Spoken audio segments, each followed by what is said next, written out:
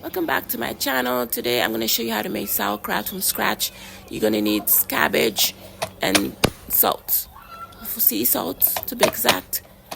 Chopped up your cabbage into small pieces or slice it up, and then mix the salt and the cabbage together, which I'm doing right here. You're going to keep mixing the salt and the cabbage until you get a lot of water from the cabbage. You squeeze it and squeeze it till you get to the consistency you want, which is what I'm doing. And then once that is done and you get a lot of water from the cabbage, you're going to place it in a container. You can put it in a mason jar or any container that you can cover and keep for 2 weeks.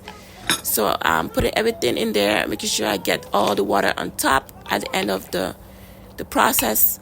And I'm going to store it up in a dark place for 2 weeks, so that way the cabbage can ferment. The benefits of having this is that you can have improved digestion. It has a lot of probiotics, improve your health, boost your immune system, help with any cardiovascular disease. It's very nice and healthy, and it's from scratch, easy to make and delicious. Please share, subscribe, and like. Thank you.